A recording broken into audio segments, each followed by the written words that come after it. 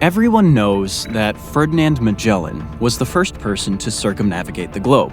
But what if we told you you've been lied to your entire life? Magellan died in the Philippines and never made it back to Spain.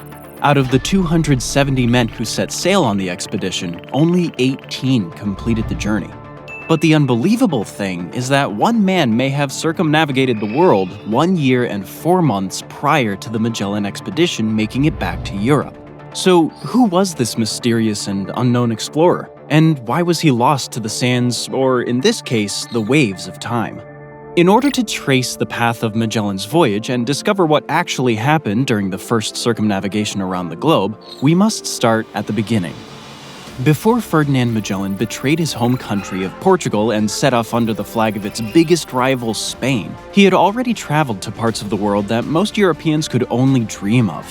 It is around 1480 when Magellan's story begins, and where a series of events will lead to the first expedition to circle the world, once and for all proving that the Earth is round and not flat. Magellan was born in Villarreal in Trás-os-Montes, Portugal. Around the age of 12, he became a part of the Portuguese court as a page. This placement would open up opportunities for him in the future. In 1510, Magellan was part of the Portuguese undertaking to establish a colony on the west coast of India at Goa. In order to do this, Portuguese vessels sailed from their homeland down the west coast of Africa, around the southern tip of the continent, and across the Indian Ocean. This is a perilous journey, but one that the Portuguese have become increasingly good at completing. While on the expedition, Magellan witnesses Afonso de Albuquerque claim Goa in the name of Portugal, and it is here that a new hub for the eastern spice trade is set up. Goa eventually becomes the capital of the Portuguese Empire east of the Cape of Good Hope and will endure the next 450 years. In 1511, at the age of 31, Magellan continued east with a Portuguese fleet where they established Portuguese Malacca in what will become Malaysia. Several ports are set up where spices and a much more sinister trade system develop. It is from Malay that the Portuguese began to transport slaves back to Europe. They will regain control of this region until 1641, when it's captured by the Dutch. But there is one individual from this part of the world that will play a particularly important role in the story of the first circumnavigation of the globe. While serving in the Portuguese expeditionary force that's colonizing the islands of Malaysia and Indonesia, Ferdinand Magellan purchases a slave by the name of Enrique. It's not clear where the 14-year-old boy is originally from, but he speaks Malay and a few other languages. The boy quickly picks up Portuguese and will spend the next several years by Ferdinand Magellan's side. Unknown to anyone at the time and many today, Enrique de Malacca will become one of the most important people in human history. Upon returning from the conquests of the East, Magellan begins to fall out with the Portuguese crown. Ferdinand Magellan is accused of illegal trading, and when he proposes an ambitious plan to sail west in order to reach India, Malaysia, and Indonesia, Manuel I, King of Portugal, turns him down. Magellan is sure that he can reach the Far East by traveling westward, and he intends to prove it. Many of the world's greatest explorers, scholars, and philosophers have shown through multiple forms of evidence that the Earth is spherical. Therefore, Magellan believes that it's not only possible, but could be quicker to reach the Portuguese colonies in the east by traveling around the southern tip of the Americas and proceeding across whatever body of water lies on the other side. When Manuel I refuses to fund the expedition, Magellan renounces his Portuguese citizenship and relocates to Seville, Spain in 1517. He presents Charles I of Spain with his plan to reach the spice-producing lands of the East by traveling around the Americas. At first, Charles is skeptical. Magellan leverages Spain's desire to strengthen their empire and to gain a slice of the lucrative pie that is the East Indies. After several meetings, Charles I agrees to fund the expedition. He grants Magellan Spanish citizenship and 5 vessels. On top of this, Charles bestows upon the captain of the expedition a decade-long monopoly on any route he might discover, a percentage of the profits, and a noble title. Unfortunately for Magellan, he will not live long enough to reap the benefits of these rewards. From the onset, the voyage is rife with conflict. The Spanish crew is not afraid to voice their displeasure with having to follow the orders of a Portuguese commander.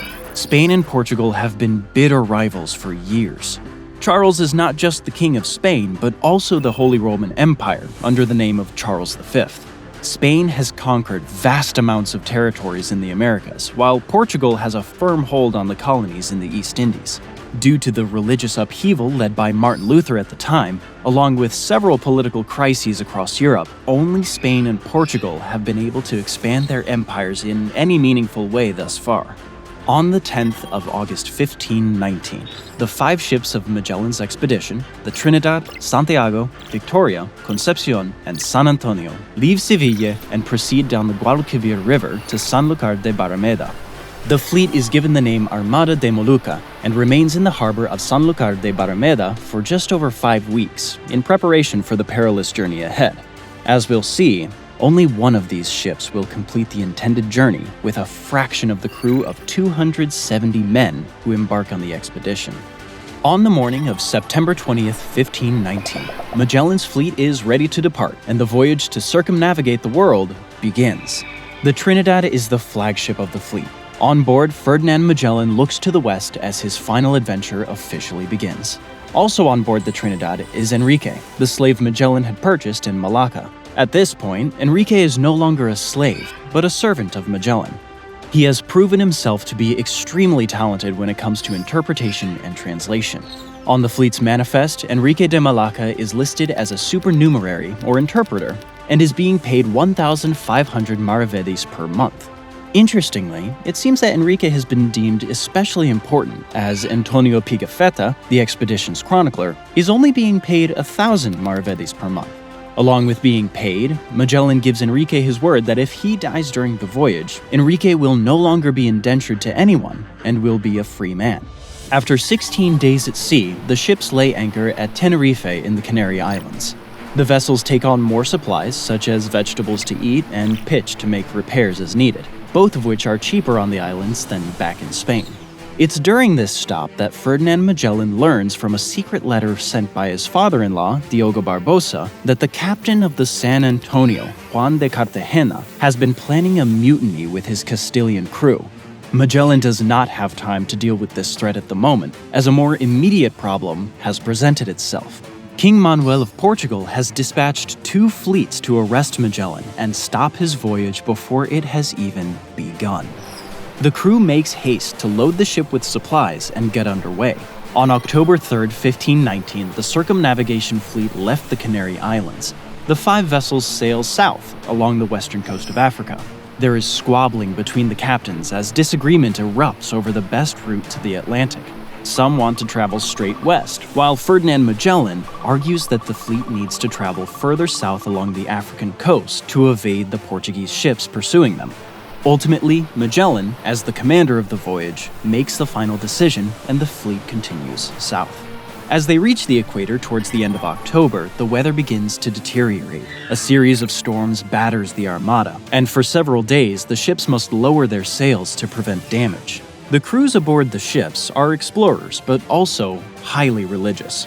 In fact, they have been tasked with bringing Christianity to any non-believers they encounter along the way. During the trip south, the men witness St. Elmo's fire, a phenomenon that is seen as good luck on a voyage. St. Elmo's fire occurs when the air becomes electrically charged, and the molecules seek a way to release this charge and return to equilibrium. When this happens, the particles discharge their energy in a luminous plasma that looks like lightning via the grounding of a tall structure, such as the mast of a ship. St. Elmo is considered the patron saint of sailors, hence the name the phenomenon is given.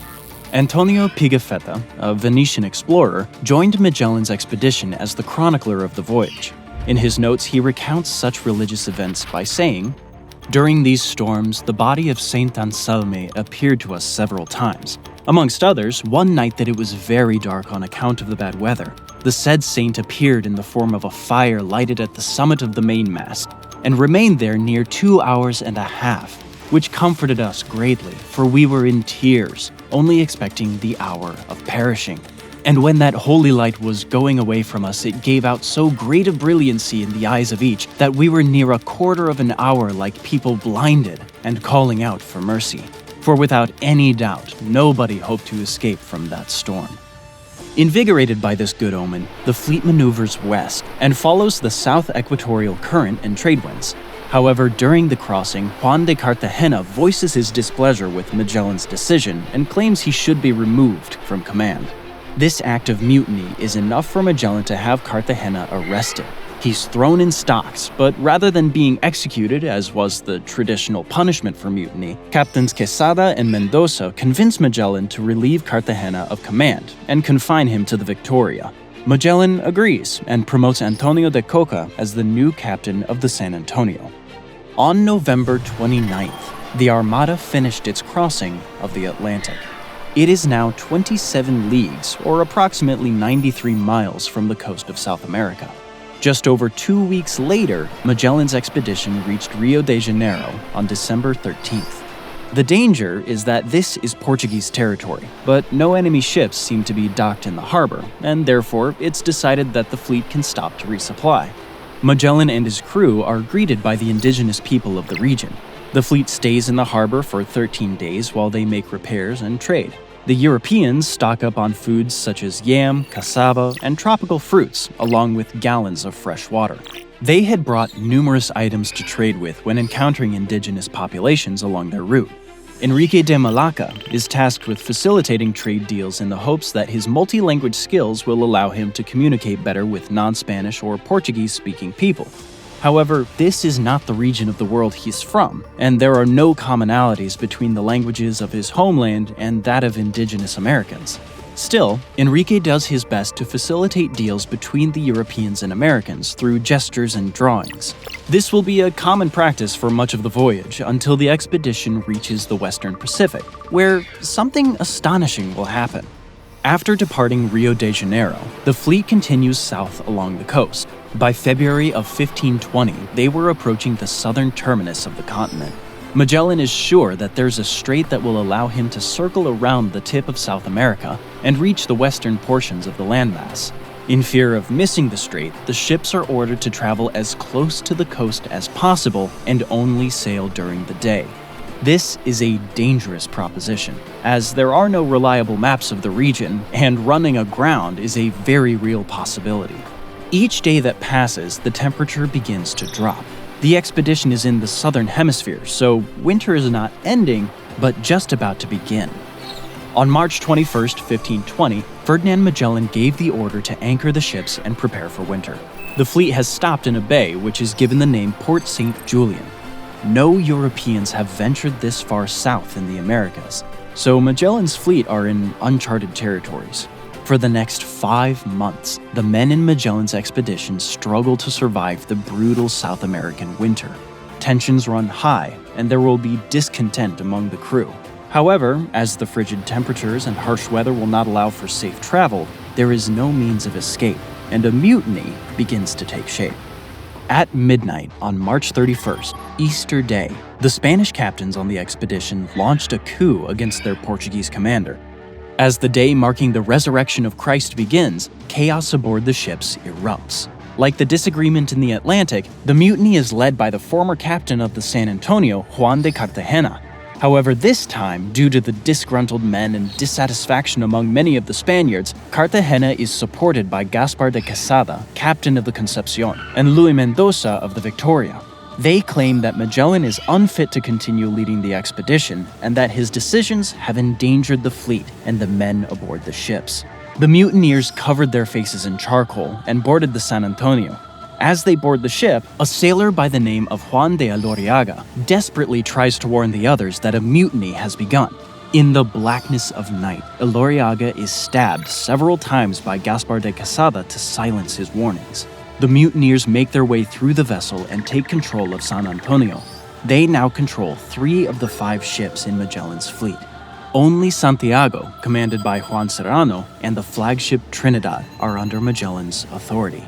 The mutineers fire the San Antonio's cannons at Magellan's ship, but do not cause any significant damage. The sun rises. There's a standoff between the 2 factions as both sides decide what their next course of action should be. On April 2nd, 1520, the mutineers decided to consolidate their forces. Unfortunately, the current in Port St. Julian is strong, and one of the longboats is pushed into the vicinity of the Trinidad, where it is captured. The mutineers are forced to divulge their comrades' plans. Learning of the next move by his adversaries, the Portuguese commander decides to launch a counteroffensive. Magellan and several Marines switch clothes with the captured mutineers and board their longship. They row toward Victoria in disguise. Simultaneously, another group of loyal Marines circles around the opposite side of the Victoria. The leader of this second party, Gonzalo de Espinosa, claims he has a message for Captain Luis Mendoza. He is brought on board and shown to the captain's quarters. Mendoza waits patiently for Espinosa to relay his message, but instead, Espinosa pulls out a knife and stabs the mutineering captain in the neck. Moments later, Magellan and his Marines disguised as mutineers board the Victoria and attack the crew. Those loyal to Magellan successfully take the Victoria, shifting the balance of power back in the Portuguese commander's favor. Cartagena realizes that he can no longer capture the entire fleet and tries to negotiate with Magellan. Quesada gave the order to flee, but sailors loyal to Magellan had sabotaged San Antonio by cutting several ropes and cables, rendering the sails of the ship useless. Magellan and his men capture the remaining 2 vessels and force the mutineers to surrender. On April 7th, 1 week after the Easter Mutiny, the trials of the traitors begin. Gaspar de Quesada is beheaded. The bodies of both Quesada and Mendoza are strung up, and their bodies are displayed for 3 full months as a reminder to everyone what will happen if they try to mutiny again. Juan de Cartagena is sentenced to be marooned on a small island in the bay, where his options are to starve to death or to try and brave the frigid, choppy waters, a death sentence within itself. The remainder of the mutineers are forced to work in chains and shackles aboard the ships of the fleet. Magellan decides that in late April, he needs a plan for once the winter comes to an end and the expedition can resume. He orders Juan Serrano to take the Santiago out of the bay and scout further south for the strait that will allow them to pass around the tip of South America. On May 3rd, Santiago reaches the estuary of the Santa Cruz River. Here, they find an abundance of fish and other natural resources, such as strong wood for making repairs. After exploring a little further, Serrano decides to return to the rest of the fleet. However, on May 22nd, Santiago encountered an intense winter storm. The ship is slammed into a sandbar. The sailors abandon ship and make it to shore moments before the Santiago capsizes. Serrano asks for volunteers to hike back up the coast to inform Magellan of what has happened.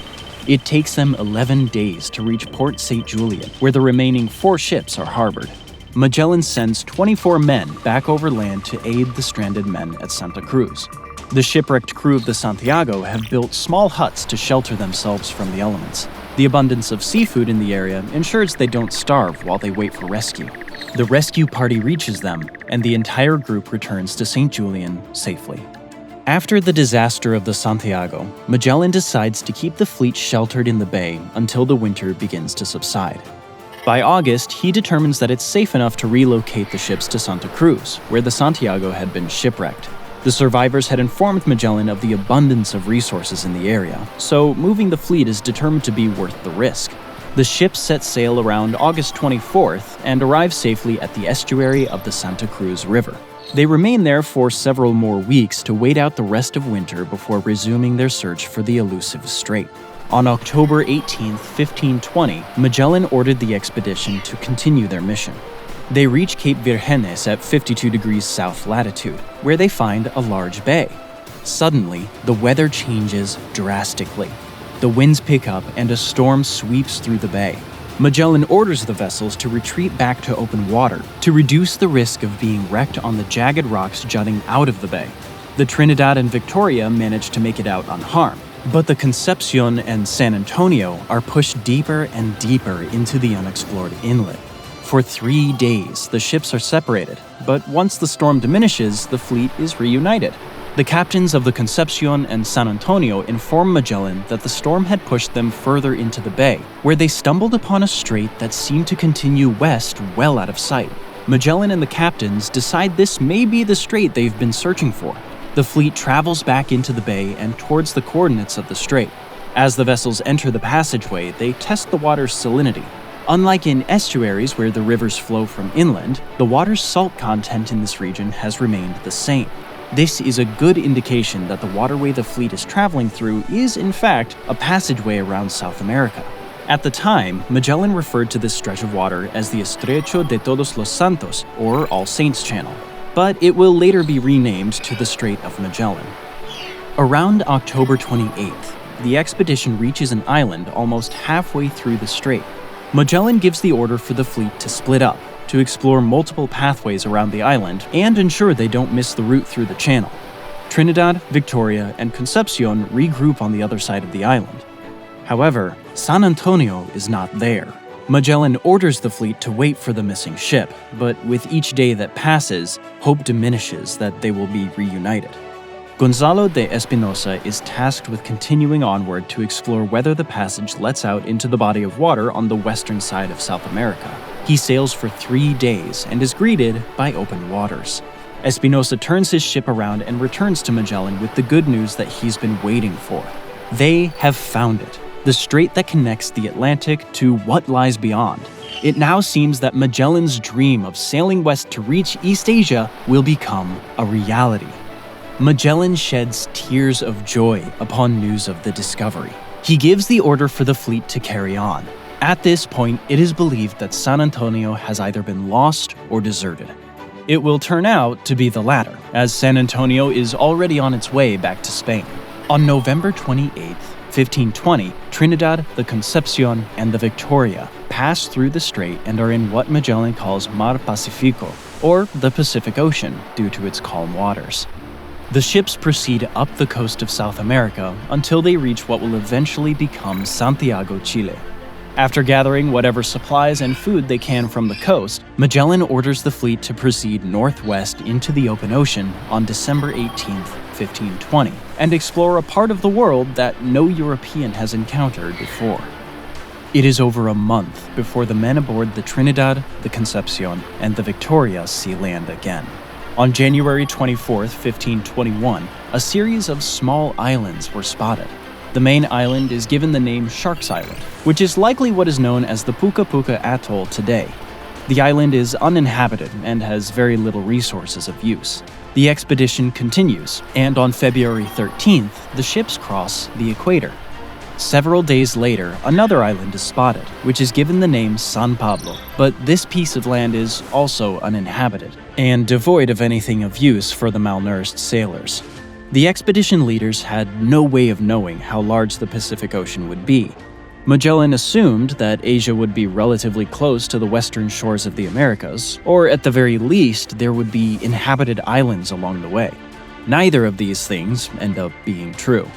The ships were not stocked with enough food or water when they left South America. What little meat they had spoiled in the intense equatorial heat. Antonio Pigafetta records the horrors of this stretch of the voyage, recounting that there were only old biscuits full of maggots to eat. To make matters worse, the rats aboard the ship had gotten into the food stores and defecated on much of the supply. The crew even resorts to eating sawdust and any rats that they can catch. The men begin to suffer from scurvy, and the crew looks more like skeletons than able-bodied sailors. On March 6, 1521, when hope was all but lost, the fleet spotted the island of Guam. This island is different from the previous ones as there are people living on it. The sailors shout with joy as there must be food and water on the islands. Enrique de Malacca is tasked with translating Magellan's questions and desires to the indigenous peoples they encounter, but there is no common language between them. The people on the island belong to the Chamorro culture, which has very little contact with East Asia. Due to a misunderstanding or miscommunication while a group of Chamorros are on board the Trinidad, a small boat is presumed to be stolen. This leads to the Europeans taking up arms. The islanders flee the ship, but the next day Magellan orders a raiding party to go ashore.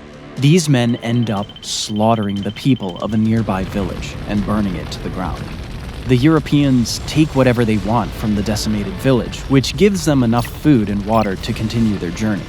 On March 9th, the fleet leaves Guam and continues in a southwesterly direction. 1 week after leaving Guam, Magellan's expedition reaches the outlying islands of the Philippines. It is here where a series of events will unfold that will lead to betrayal, death, and revelation. When the fleet spots land on March 16, 1521, they adjust their course and head straight for the closest island. This will be the first contact between Europeans and the islands of the Philippines. However, it is likely not the first time that Europeans have encountered Filipinos, as trade has been happening between the Philippine Islands, Indonesia, and Malaysia for centuries. This means that some of the traders that the Portuguese have been dealing with in Malacca may have been Filipinos, and the slaves being purchased or taken in Malaysia might have originally been from the Philippine Islands. Other than finding a western route around South America to the Spice Islands of Indonesia, Magellan has also been tasked by the King of Spain to convert any peoples he came in contact with to Christianity, along with claiming any and all territory not yet spoken for Spain. It is not clear how much converting had been done at previous points of contact, but once Magellan reaches the Philippines, he begins to take the conversion part of his job very seriously. The fleet reaches Suluan Island and is greeted by the Filipinos. Magellan directs his ship to the coast of the larger Homonhon Island just to the west, where the expedition trades with the Filipino inhabitants and stays docked for almost 2 weeks. The crew rests while food and water are secured and brought aboard the ships. On March 27th, the fleet continues its journey. The following morning, they encounter more Filipino people in canoes near the island of Limasawa. It is in these waters that the expedition comes across 2 Balangay ships carrying Filipinos from Mindanao. It is this encounter between the Mindanao people and the expedition that Enrique of Malacca is first able to communicate with the local people the Europeans meet. There are varying interpretations of this interaction, but the fact that Enrique can understand and speak the dialect that the Filipinos are communicating in could mean he is close to where he was originally from before being sold into slavery and brought to Europe. From accounts of this part of the journey, it is clear that some of the Filipinos, like Enrique, speak Malay. This is because it is the predominant trading language in the region. Later that day, the Europeans are brought to the leaders of Mindanao called Raja Colombo and Raja Siawi. The Europeans note that the Filipino leaders wore gold ornaments, and when asked if they had more gold, they were informed that the precious metal is plentiful on their home islands of Butuan and Calagan to the south.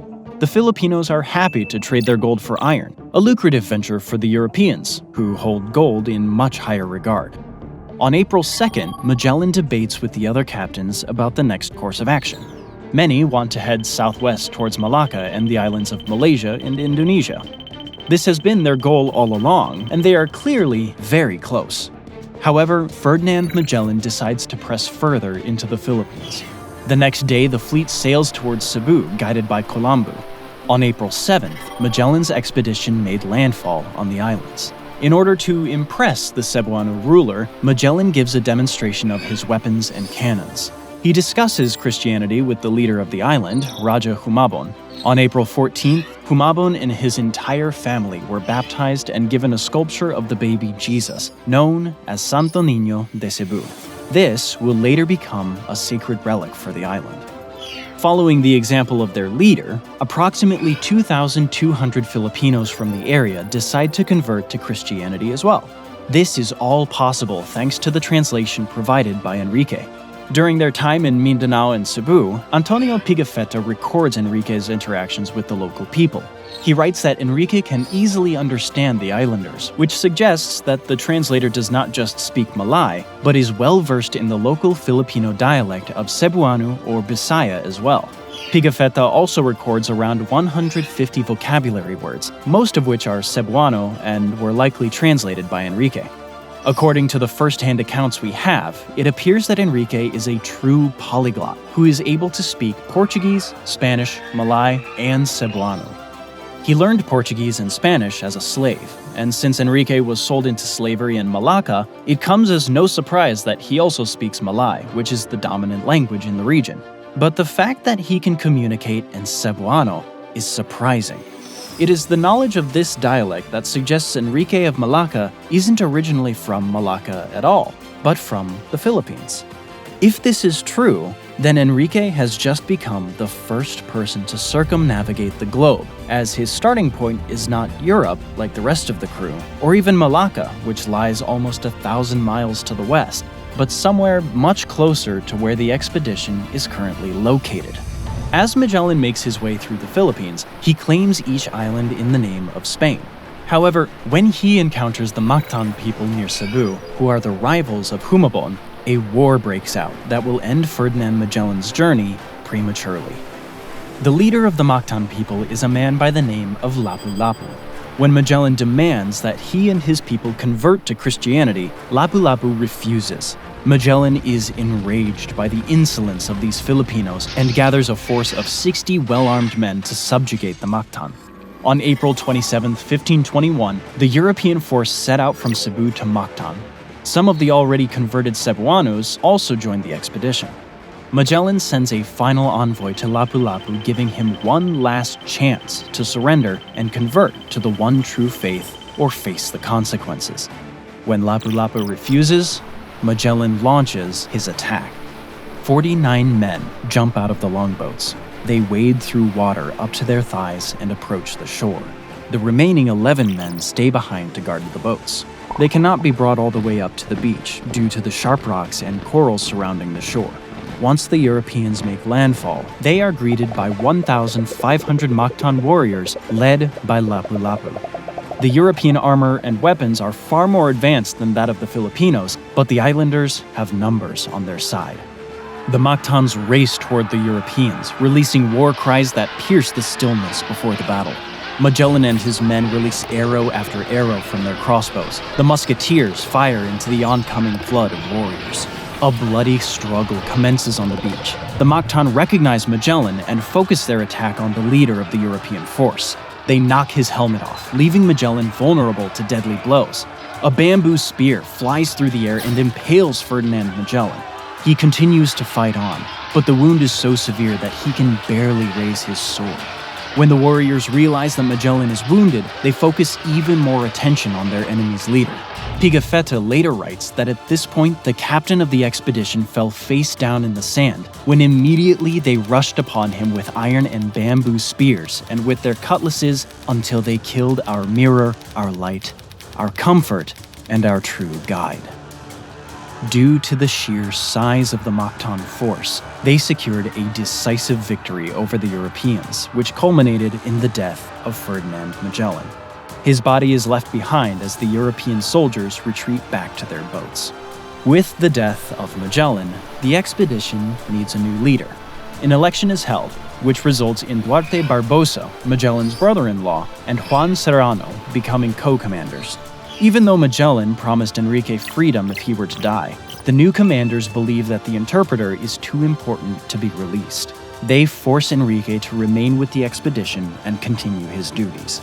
But due to the fact that he can communicate with Filipinos in either Cebuano or Malay, Enrique has other plans. On May 1st, 4 days after the battle with the Mactan where Ferdinand Magellan was killed, Raja Humabon invites the Europeans for a great feast in their honor. Around 30 men, consisting of mostly officers, including the newly elected co-commanders and Enrique, make their way to Cebu. The Filipinos bring fresh fruits and seafood for the Europeans to enjoy. They laugh and indulge themselves. However, towards the end of the meal, the welcoming atmosphere that the Cebuanos have portrayed during the feast suddenly disappears. Filipino warriors flow into the room, murdering any European they can get their hands on. 27 of the 30 men who are at the feast are killed. Juan Serrano is dragged out of the hall and forced to his knees, facing the Spanish ships anchored off the coast. He is being held for ransom. Serrano pleads with his men to pay whatever the Cebuanos ask for in exchange for his life. But the newly elected commander has very few sailors loyal to him as the ships weigh anchor and sail away. It is at this point that all first-hand accounts of what happens in this part of the Philippines end, due to Pigafetta and the rest of the Europeans leaving the region for the Spice Islands. It is presumed that Juan Serrano is killed when the ransom isn't paid and the ships leave. However, what happens to Enrique is a different story. The May 1st massacre had likely been orchestrated by Enrique and the Cebuano leadership. The fact that the Europeans had no idea what Enrique was saying to the Filipinos at any given time meant that he could put a plan into motion to secure his freedom, which had first been stripped away when he was purchased as a slave, and then again when he had not been released upon Magellan's death. Enrique probably was not originally from Cebu. However, it is highly plausible that he was Filipino or at least from somewhere in the region. Pigafetta wrote in his notes that Enrique was originally from Sumatra, but this seems unlikely if he understood and spoke Visayan or Cebuano, as Filipino languages would not have been spoken in Sumatra. Perhaps he was born in the Philippines and then sold into slavery in Sumatra, where he eventually ended up in Malacca. The linguistic connection could suggest that Enrique de Malacca was actually Enrique of the Philippines. Regardless of where exactly Enrique was from, at this point he is much closer to where his life began, and his home, than any of the Europeans are. After the Spanish left, it would have made sense for Enrique to return to his people, whether that be on a different island in the Philippines, or in Indonesia, or Malaysia. It seems that the slaughter of the Europeans on the 1st of May was set up by Enrique to regain his freedom, possibly in exchange for whatever could be stolen or ransomed from the Europeans. Upon the departure of the 3 remaining Spanish ships, it will be another year and 4 months before anyone in the expedition makes it back to Spain to complete their circumnavigation of the globe. It is probable that Enrique would have returned to his home or at least traveled along the trade routes in the region long before the Europeans made it back to Spain. This means that an enslaved man from the islands of Malaysia, Indonesia, or the Philippines was likely the first person to circumnavigate the globe, over a year before any Europeans from the Magellan expedition completed the same feat. On May 2, 1521, less than half of the 227 men who started the journey were still alive. João Lopes Carvalho is elected the newest leader of the expedition. The crews decide that there are not enough of them to continue operating 3 ships, so the food and goods aboard the Concepcion are transferred to the Victoria and Trinidad, and the vessel is set on fire. The remaining 2 ships proceed through the southern Philippine islands, stopping along Mindanao before reaching Brunei in July of 1521. Along the way, the Europeans engage in acts of piracy and looting to try and salvage the disaster of an expedition their voyage has become. If Magellan had survived to reach this stretch of the journey, he would have become the first person to circumnavigate the world. Unfortunately, he died less than 1,000 miles from completing his goal. On September 21st, João Lopes Carvalho is forced to step down from his role as commander due to the growing discontent of the crew. Martín Méndez and Gonzalo de Espinosa become the captains of the Trinidad, and Juan Sebastián Elcano is elected captain of Victoria. As the ships continue through the waters of Indonesia, they are attacked by a Bruneian fleet. It isn't until the 8th of November that the remaining 2 ships of Magellan's expedition finally reach one of the Spice Islands they've been searching for, called Tidore. On December 21st, 1521, the Victoria, captained by Elcano, began its journey towards the Indian Ocean to start its trip back to Spain. However, the captains of the Trinidad decide to go a different route, a fatal decision that will result in the Trinidad never returning to Spain. By December 29th, the Victoria reaches Ambon Island. On January 25th, 1522, the ship docks at Timor, its final recorded stop before venturing west across the Indian Ocean. Trinidad, however, stayed in the Spice Islands until April 6, 1522. Commanded by Gonzalo Gómez de Espinosa, the ship heads east instead of west like the Victoria. Espinosa believes that the flagship of the Magellan expedition can make it back across the Pacific and reach New Spain, or what is now Mexico. On April 16th, Trinidad arrived in Guam and the Mariana Islands. Espinosa has already lost the faith of some in his crew, and at least 3 men desert in the Mariana Islands. Trinidad proceeds northeast as they desperately try to locate the westerlies that will carry them across the Pacific Ocean, but the vital winds cannot be located. The Trinidad drifts in the vast waters of the Pacific, where scurvy begins to take hold, and as many as 30 men die as a result. At some point in September, the eastward expedition is deemed a total failure, and Trinidad proceeds back to Indonesia. It arrives 2 months later with a crew that looks like skeletons and a weather-battered vessel. A Portuguese fleet with orders to arrest Magellan comes across Trinidad near Tidore, where it is easily captured as the crew are too weak to put up a fight. The Trinidad is brought back to Portuguese-held Ternate, where it is caught in a storm, smashed to pieces, and sinks to the bottom of the ocean. On May 6, 1522, the Victoria rounded the Cape of Good Hope at the southern tip of Africa. The crew is severely low on food and need to either make port or they will perish. Elcano decided to dock at Cape Verde, a Portuguese-controlled port, on July 10, 1522. He and the crew come up with a backstory that they're a Spanish vessel returning from the Americas, as they are aware the Portuguese have been looking to arrest anyone in the Magellan expedition since its onset. Unfortunately, when the Portuguese examine the cargo aboard the Victoria, they find 26 tons of cloves and cinnamon spices from the East Indies. The crew of the Victoria spring into action and prepare to depart before their ship can be captured. 13 men are arrested, but Elcano and the remaining sailors of the Magellan expedition manage to escape with the Portuguese in pursuit. The Victoria races up the coast of Africa and on September 6, 1522, reaches Sanlúcar de Barrameda in Spain.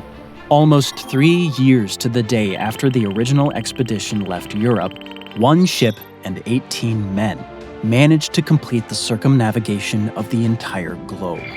The Victoria carries spices from the East Indies and several severely malnourished Moluccan slaves as well. On September 8th, the Victoria proceeds upriver to Seville. The Magellan expedition traveled approximately 60,000 miles, were the first Europeans to cross the Pacific Ocean, and opened new trade routes for Spain. Over 80% of the crew lost their lives during the voyage. When Elcano meets with the Emperor Charles of Spain, he is given a globe with the inscription Primus circumdediste me. You were the first to encircle me. The Magellan expedition once and for all proved that the Earth was round. It also provided Spain with the ability to establish commercial and economic routes between its colonies in the Americas and territories it claimed in Asia, such as the Philippines. Magellan's voyage also ushered in the first age of globalization in history. Ferdinand Magellan himself did not circumnavigate the globe, as he died in the Philippines on an island further east than he had ever been previously. His former slave and translator on the expedition, Enrique of Malacca, on the other hand, seemed to speak the Visayan Filipino language and therefore could have either been Filipino himself or had once lived close to the Philippine Islands before being sold into slavery. Therefore, the first person to circumnavigate the world was definitely not Ferdinand Magellan, and likely not one of the 18 Europeans aboard the Victoria when it returned to Spain. Instead, it was a man born somewhere in the islands off the east coast of Asia. If you like this video, or geography in general, you can check out the real reason ships don't pass under South America. It's not the distance. Or you can check out this video, which is about the most difficult place to reach in the world.